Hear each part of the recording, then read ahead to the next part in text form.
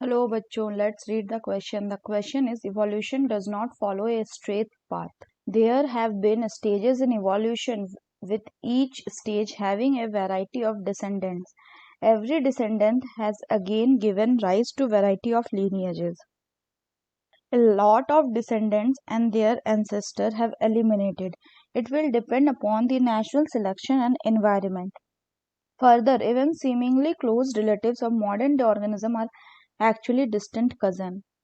Question बोल रहा है the force that initiate evolution is a में है वेरिएशन, बी में है म्यूटेशन, सी में है एक्सटिंक्शन एंड डी में है अडेप्टेशन। तो ये देखते हैं हम इसका की कंसेप्ट।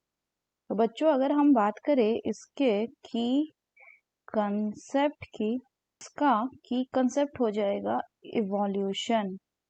तो इवोल्यूशन वो प्रोसेस है जिससे कि ग्रेजुअल चेंजेस देखने को मिलता है इन लाइफ फॉर्म इन अर्थ। अब अगर हम बात करें इवोल्यूशन की, तो इवोल्यूशन के मैकेनिज्म में क्या होता है कि बच्चों हमें पता है कि जैसे म्यूटेशन म्यूटेशन यानी sudden changes in the genotype of an organism जो कि इनहेरिट हो सके, म्यूटेशन, रिकॉम्बिनेशन इन चीजों के कारण क्या आता है, इन चीजों के कारण आपका वेरिएशंस आते हैं। और ये वेरिएशंस अगर फेवरेबल हुए यानी if they were useful variation then they will be accumulated in a population. इनका क्या हो जाएगा, एक्यूमुलेशन। और यानी यहाँ पे क्या हुआ कि एक्यूमुलेशन इन ए इंडिविजुअल और पॉपुलेशन, इंडिविजुअल या पॉपुलेशन में। तो अगर हम बात करें फर्दर इसके बाद ये जो फेवरेबल वेरिएशन है दिस विल बी सिलेक्टेड, इनको कौन सिलेक्ट करे, this will be selected by the nature, और इसी को नेचुरल सिलेक्शन बोल रहे हैं। और जो फेवरेबल वेरिएशन है जब उसको सिलेक्ट कर लिया जाएगा तो with due course of time this will lead to the formation of new species जिसको हम स्पेशिएशन बोलते हैं। तो ये पूरा क्या हो गया, मैकेनिज्म ऑफ इवोल्यूशन।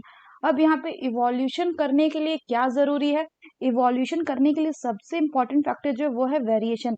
लेकिन ये वेरिएशन का सोर्स क्या है, ये वेरिएशन का सोर्स है mutation, recombination, crossing over etcetera. तो क्वेश्चन की अगर बात करें बच्चों, तो क्वेश्चन में बोल रहा था फोर्स दैट इनिशिएट, जो इवोल्यूशन को इनिशिएट करेगा वो क्या है, the correct option will be option A that is variation.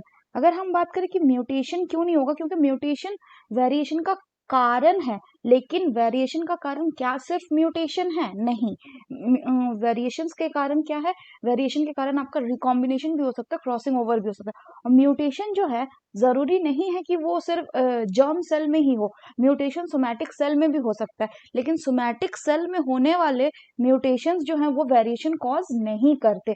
Variation वही म्यूटेशन कॉज करते हैं या वेरिएशन लाते हैं जो कि आपके जर्म सेल में होता है, किसी भी इंडिविजुअल के जर्म सेल में होता है। तो अगर बात करें फर्दर एक्सटिंक्शन की, तो एक्सटिंक्शन मतलब कि कोई भी स्पीशीज का जो कभी अर्थ पे था उसका एक्सटिंक्ट हो जाना, वो एक्सटिंक्ट हो जाना मतलब उसकी स्पीशीज का अर्थ से खत्म हो जाना। अगर हम नेक्स्ट बात करें डी में अडेप्टेशन, अडेप्टेशन मतलब to adapt, to modify according to the environment, किसी भी इन्वायरमेंट में सस्टेन करने के लिए अपने आप को उसके अनुसार ढल लेना को ही क्या कहते हैं, अडेप्टेशन कहते हैं। So that's all for the question बच्चों, hope you understood it well, best of luck.